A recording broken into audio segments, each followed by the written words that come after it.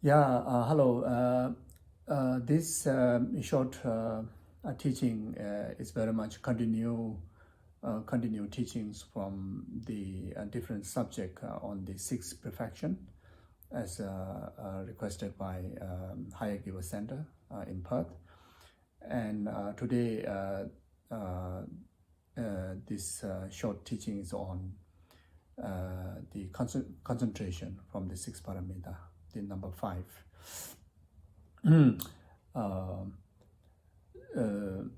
Generally, how you defined the mind of concentration, or the single-pointed, concentration of mind.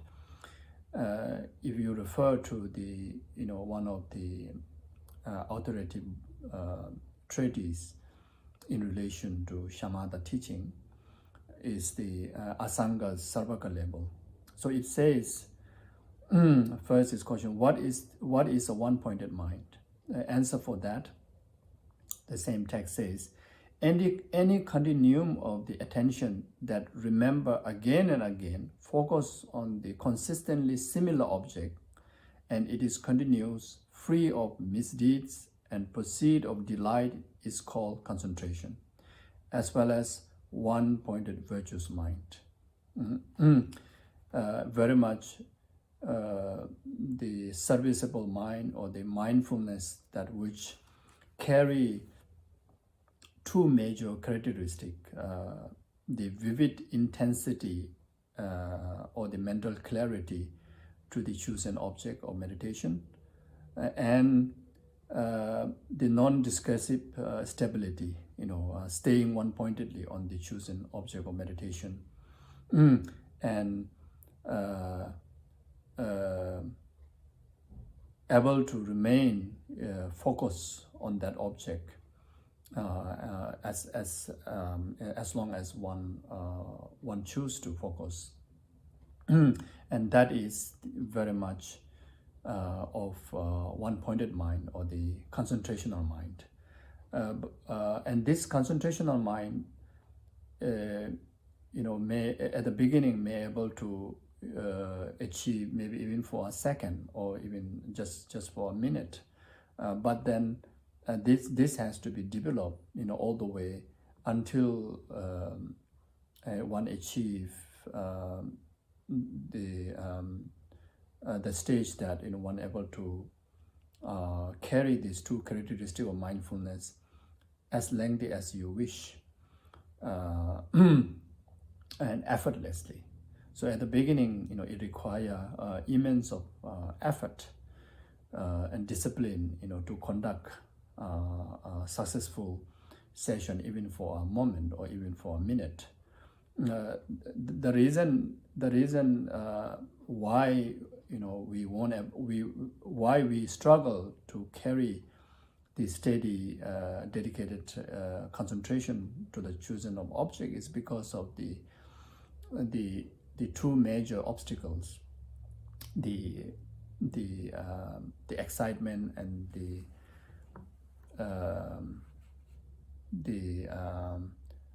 laxity, the distractive mind, and the singing mind. So in order to overcome the obstacle of excitement, the one of the area that we need to work it out is the causes of the excitement, and the causes of the excitements are very much in relation to the attachment, the desirous attachment, the object of the five senses, as well as the subject, the mind itself, the discontented, this renounced mind is the main cause of where the excitement's coming from.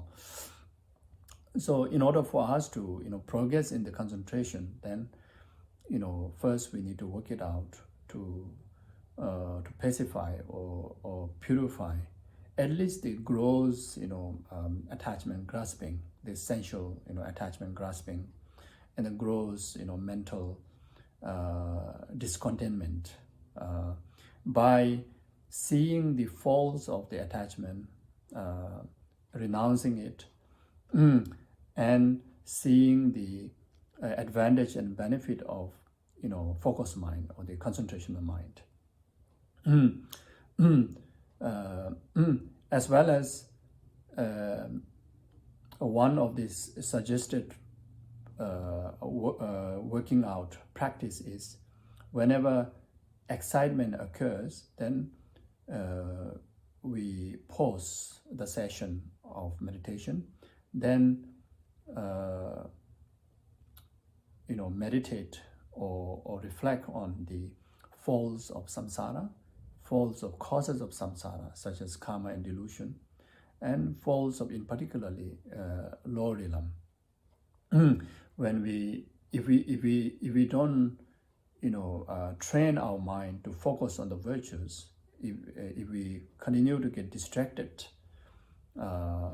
sensual worldly objects and arising of the, sensual desire or the desire mind, then we continue to commit, negative karma, and those negative karma will, be eventually fruition to the rebirth in the lower realms and continues of suffering in samsara.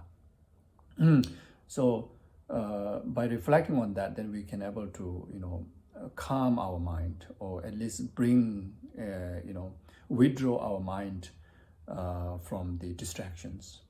So as far as concerned with the second, the most powerful obstacle to develop concentration is the sinking mind, or the laxity, and which is very much caused by leathery mind, or the ignorant mind. So in order to overcome that, then we have to work it out in our mind to purify the root causes, like such as the ignorance of wrong views,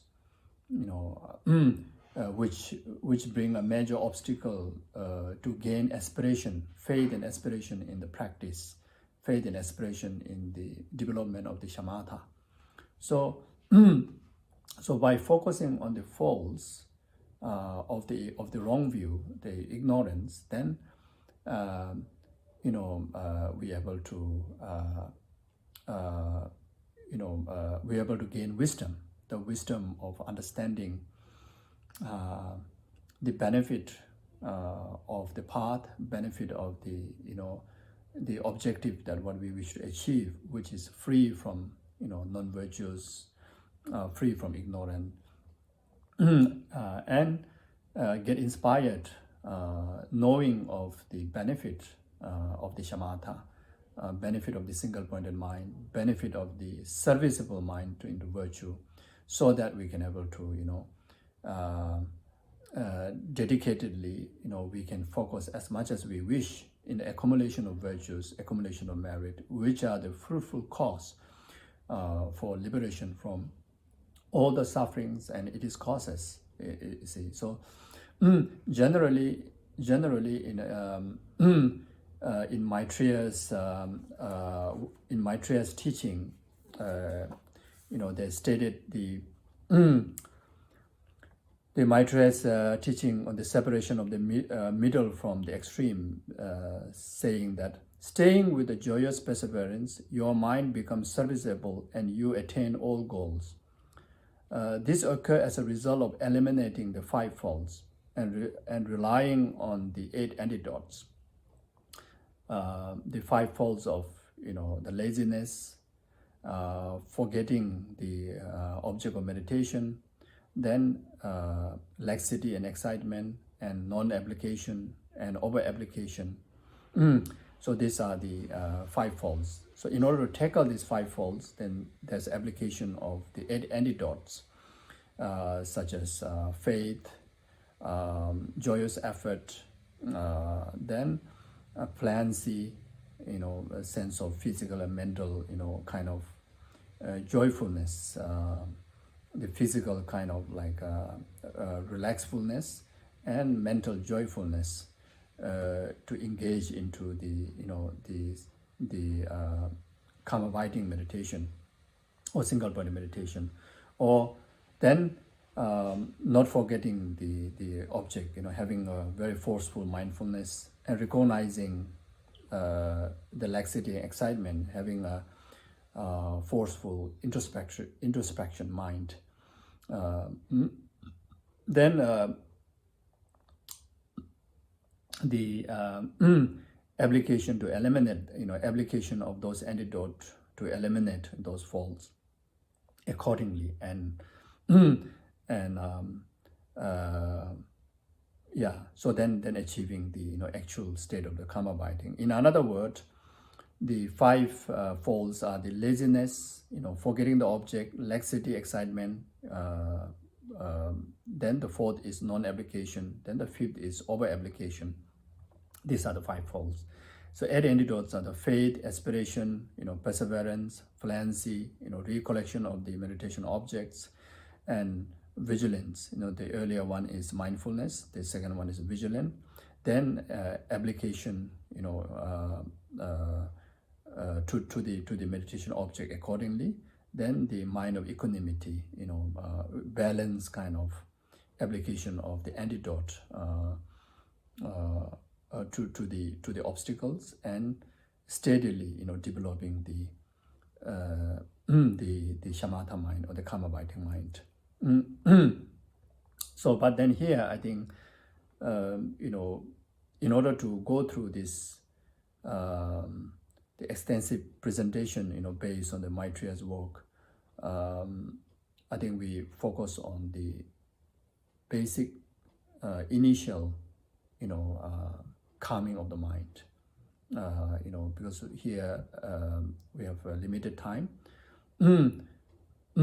The recording was asked to do, about less than 30 minutes, something like that. So I think here our focus is, how to utilize the practice of shamatha during single-pointed meditation or the karma abiding or shamatha during, very disturbing time. In particularly, during this time of pandemic, people are going through a lot of stress, confusions, and also a lot of distractions due to a lot of negative news that we constantly hear.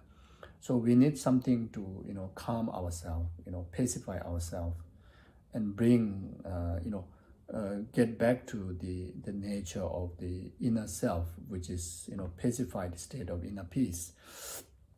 So for that, I think even though there are so many meditation objects that you can choose, any object you can choose, but there is a recommendation of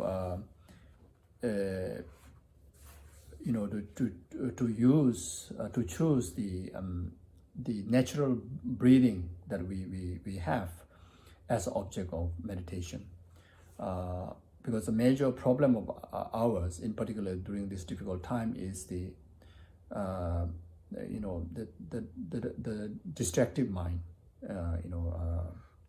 discursive mind, with so many concern of the future, so many concern of the present situation, and also so much kind of triggering of the past, negative memories, etc. So due to that, we need something to calm ourselves. So for that, instead of discussing, instead of having discussion on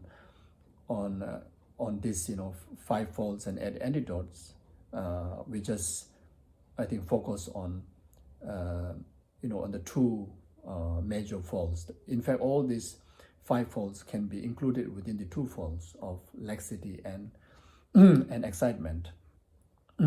So even though there's an antidote, but this antidote you can conclude within the 2 main tools of the mind to develop to train our mind, to focus on the chosen object, which is mindfulness and introspection mind, and simply knowing that what to achieve is the two major quality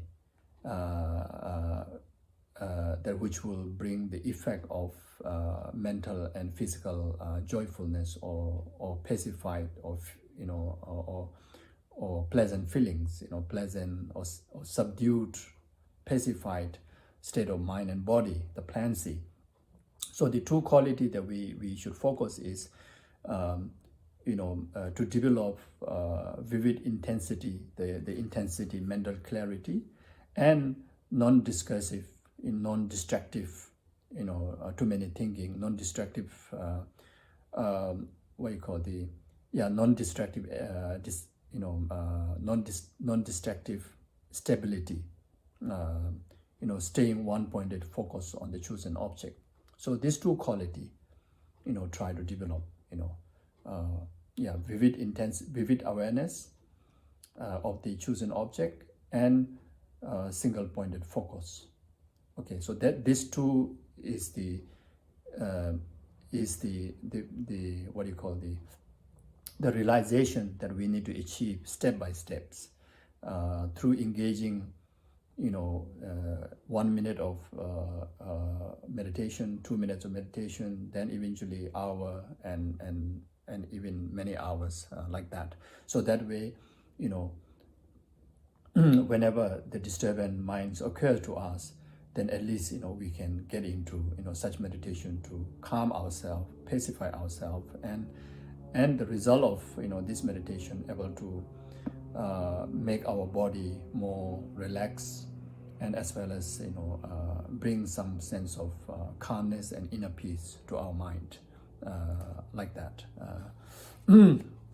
So therefore, the Asanga's Sarvaga label also introduced that if discursive uniquely dominate his behavior, then he focuses his mind on the awareness of exhalation and inhalation of the breath.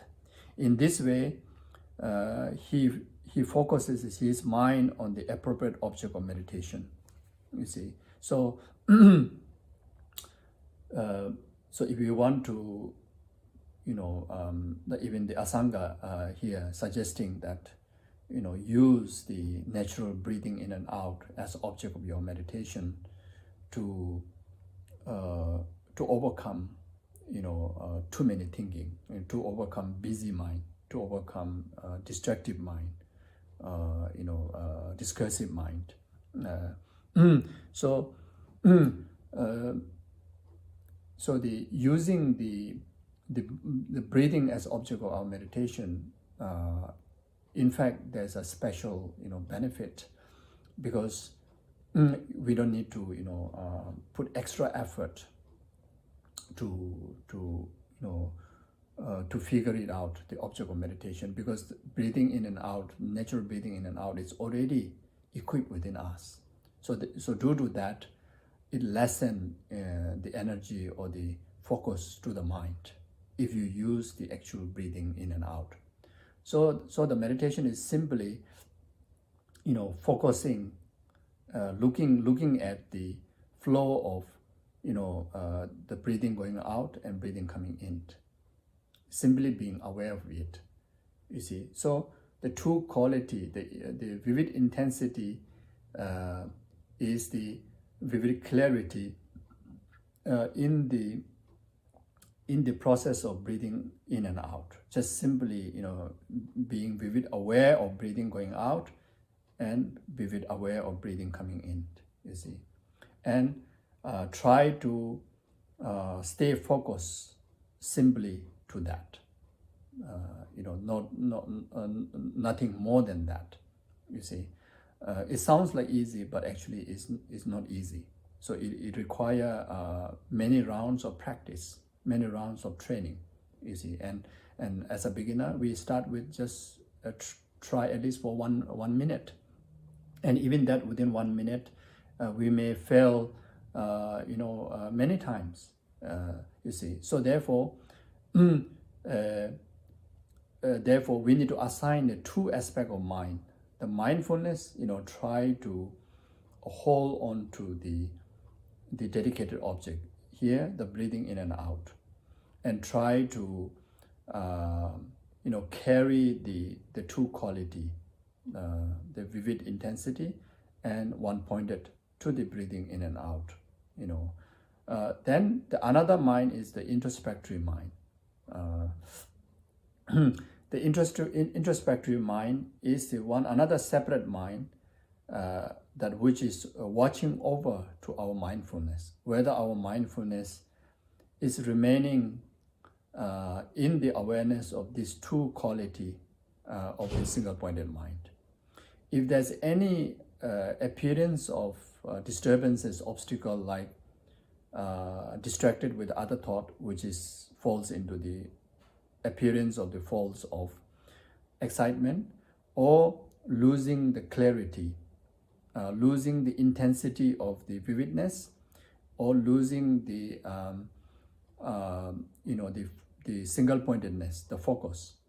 When the introspectory mind start to recognize that, then introspectory mind remind the mindfulness to strengthen the focus, strengthen in the focus on the object of meditation, carrying the two qualities, like that. So try to very much like maintaining the whatever amount of the clarity and one focus that you carry at the beginning until to the end of your dedicated period, the time that you set for your meditation. And during that period, whenever the obstacle arises, then introspectory mind helping mindfulness to gain back the two qualities, to able to fulfill until the designated time, like that. But if fail terribly, if it's so difficult, even you have tried at least 2-3 times while continuing the meditation with the help of introspectory mind, then another method is, you end the session, you pause the session, then you try to purify these major obstacles by application of specific antidotes. So if it's to do with attachment, then you apply specific antidote like a detachment. In the teaching recommended, if it's the attachment to your body, attachment to others' body, then focus on the ugliness of the body, or the disadvantage of the attachment to that. If the obstacle is very much the wandering mind to the essential object, any of this 5 senses essential object, then try to see the faults of that attachment, and also try to gain the renounced mind by using by reasonalizing. There's no essence in attaching to it, because that really stir the peace of your mind. You see, right this very moment, it disturbs your training of the mind in concentration. So if the obstacle is the laxity, then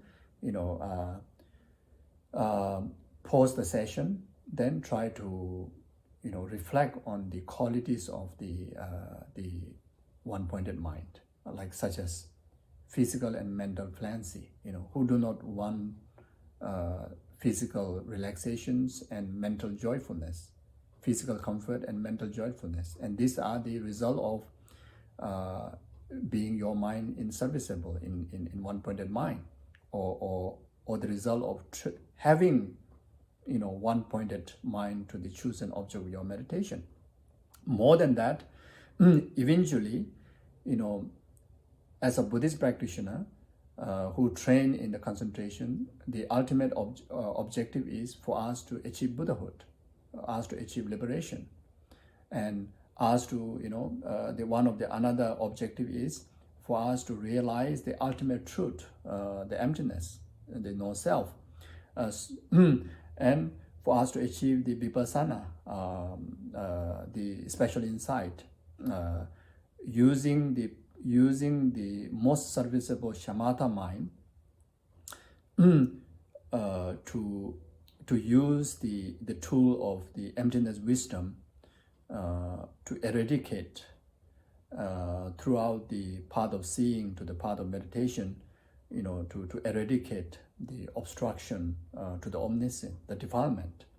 So without the serviceable shamatha mind, you cannot develop the special insight.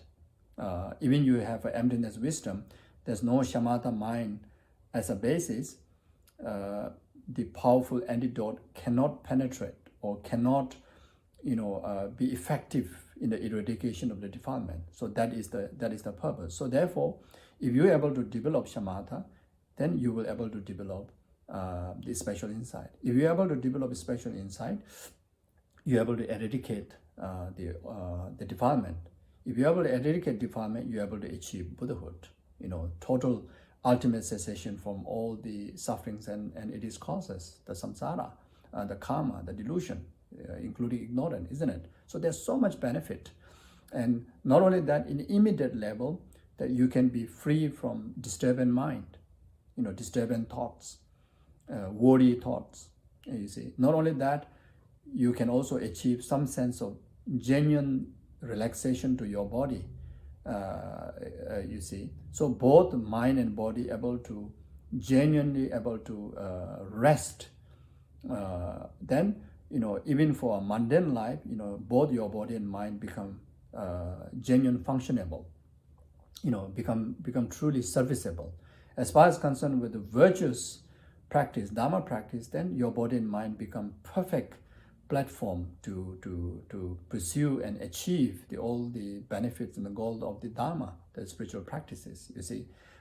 So whenever we think of even a temporary happiness, genuine sense of inner peace, the single-pointed mind can able to achieve it. When we talk about the ultimate goal of enlightenment and liberation, also without the shamatha mind, we won't able to achieve it, you see.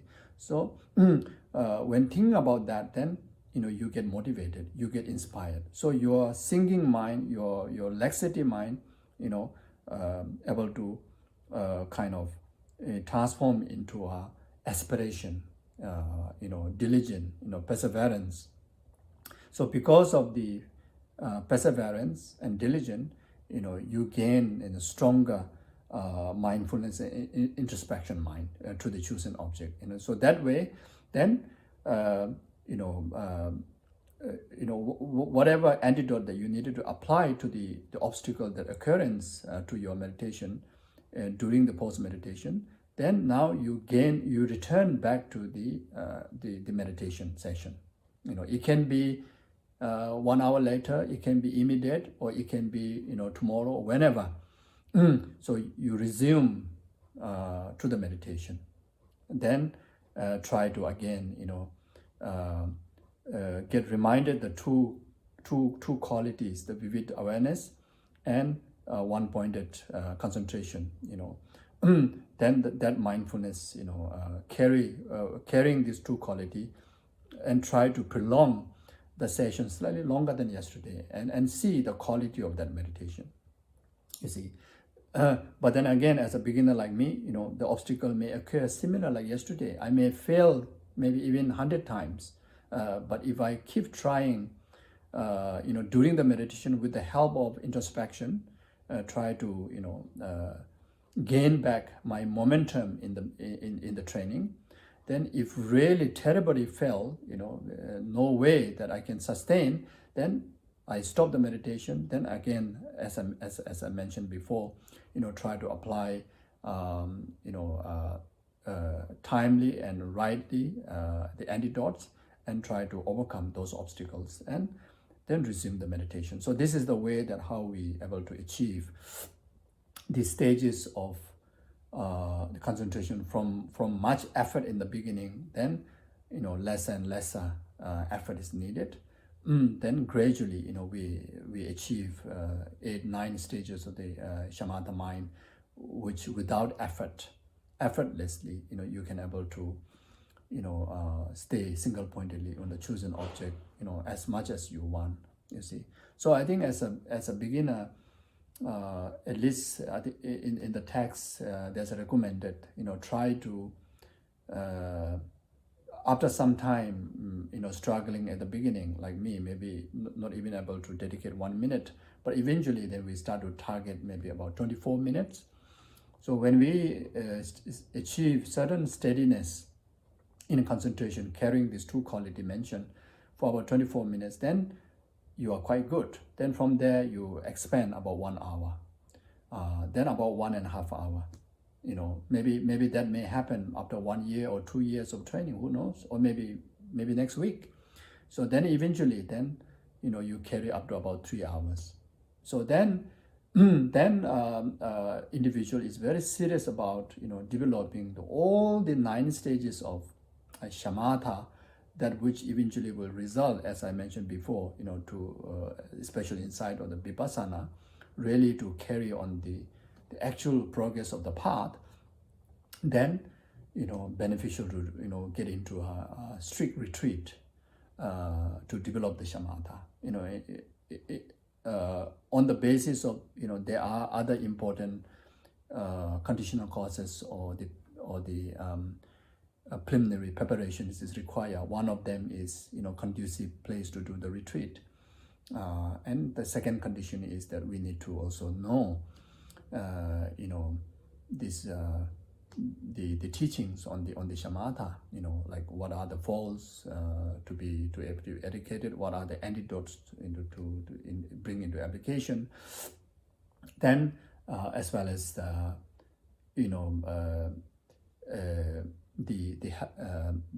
another important condition for developing shamatha is the merit, purification of our negativities, and like such as attachment, ignorance, etc., as much as possible, at least the gross one, bring into subside.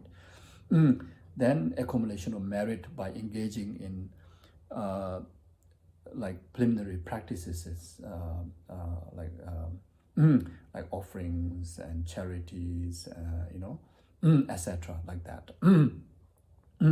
So in another way is that engaging in the earlier 4 parameters, like practice of morality, which is without the genuine single-pointed serviceable mind won't able to develop. So the morality, conducting pure morality, practicing pure morality, pure moral ethics, So the lacking of pure moral ethics is one of the major obstacles too, that actually serve as the basis of all the obstacles. So pure morality. Then taking as much commitment as possible, precept as possible. Then engaging in the practice of generosity, practice of offerings. Then controlling our emotion, in particularly to do with anger, etc., practicing patience. Then also training ourselves in joyous perseverance, to overcome the lazy mind, the laziness, you see. So these conditions will help to result a conducive environment within and without to the successful achievement of the single-pointed mind training, or the shamatha mind training, or serenity mind training, like that. Yeah. So for now, as mentioned before, try to not necessarily, like sitting in a 7 meditation posture, but just either sitting or standing or wherever, but just try to sit as comfortable as possible, whatever position that you sit. Then not totally closing your eye, but also not wide open. More to the natural state. And breathe lengthy rather than breathing very short in and out. Try to breathe, kind of intentionally try to breathe a bit lengthy in and out, and try to establish the mindfulness on that, then just be aware of the two qualities, and use the watchful mind of the introspection to see, how much steadiness carrying these two qualities in the mindfulness, so like that. So you train again and again and again, like this. So that will help to, calm yourself, bring peace, both mind and body, and I think this will be beneficial like that. But then, if you wish to choose some other familiar object, if individually have already done certain basic training in choosing specific object like Buddha's image or mantra like syllable Om or whatever, but one of the important teaching or the suggestion as object of meditation has to be mental picture, not a sensual picture. So the actual serenity or karma abiding or the single-pointed realization you gain through the mental picture, not a physical object. Of course, physical. If you are using Buddha's image, then first you need the help of looking at the picture or the statue. But then, what you are really focusing, what you are really training to stay focused is the mental image of what you have seen before. That is the one. Not training or try to develop concentration, focusing on the picture by open eye like that.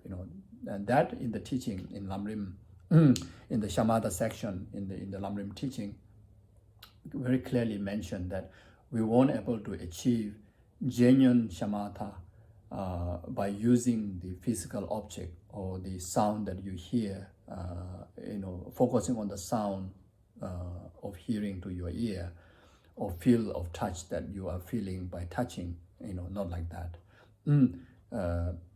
The image, the experience, the understanding that you capture while hearing the sound, while looking at the object, while touching the object, you have this memory, the mental image in your heart, and that has to be the object, you see. And another important thing is that the meditation object not necessarily has to be just one single object or one single idea, one single idea. It has to be one object, but that one object can carry many characteristics, you see. So before you choose the object, that you have to define, one object amount of how many characteristics. It can be just one or it can be many, you see. So therefore, if you want to focus on just Buddha's eye, so but Buddha's eye is one eye, but it has its own characteristic of its color, its shape, it is feature, isn't it?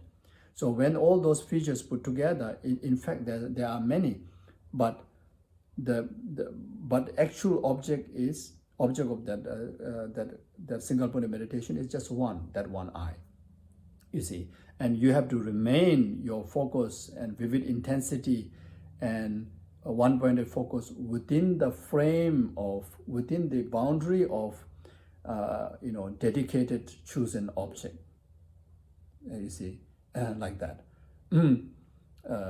Let's say entire Buddha's body. If you want to use entire your body to bodies of the Buddha to train your concentration, and that entire body is your one object of meditation. But if you are adding the entire characteristic of the Buddha's feature of the body for your shamatha training, then whenever you focus, the entirety of the chosen characteristic has to be object where you're going to develop your intense clarity and one-pointed mind, like that. So you see, like Om, like sound Om. You can just choose the sound Om that, or you can choose the sound that Om that which carry the meaning in your understanding, in your mental picture, the representation of the three bodies of the Buddha's body, speech, and mind. So whenever you meditate on the Om, yes, the Om is one object of your one-pointed meditation, but you're not focusing only just the sound Om. You're also focusing on the meaning, which is representation of Buddha's body, speech, and mind. You see, so for the one-pointed meditation, one dedicated object is must, but that one dedicated object doesn't mean one single object or one single identity. That one single object may carry hundreds of identities, hundreds of characteristic. So whatever amount that you choose, whatever you choose at the beginning, and that has to be until to the end, until you achieve the actual single-pointed mind of the shamatha. Okay, so until you seriously developing the single-pointed mind, you can try many objects and check it out which one feels more comfortable, easier for you to gain mindfulness, and easier for your introspective mind to watch over, to see where the fault's coming from, etc. But once you start to, start the actual development of the shamatha or concentration or one-pointed mind, then the teaching, taught us to, use that object until you achieve to the actual shamatha. You cannot occasionally change different object. So this is one of the another important thing like that. Okay, so I think I better stop here. It's getting too long. Yeah. So in short, for to calm our mind in this difficult time, just focus on your breathing in and out. And another important thing for those of the Buddhist practitioner, whatever meditation practice we do, we want to make sure that it become a path to liberation. It become a Dharma practice. So for that, even you using the breathing as object of your meditation, from the object side, it doesn't define as a Dharma, but your motivation can able to, influence that meditation as an object, as a path to enlightenment, or as a Dharma practice. So before we engage into this meditation and try to generate bodhicitta motivation, great compassion motivation, for the benefit of numberless sentient beings, temporary and ultimate happiness, enlightenment, I'm going to train my mind in a single-pointed meditation. I'm going to actualize serviceable mind. So therefore, this coming 1 minute, I'm going to, meditate on the breathing. So in that way, then that breathing exercise or breathing meditation become not only cause of temporary benefit, but also become cause of the ultimate benefit of full enlightenment. So like that. Okay, so thank you very much. Take care.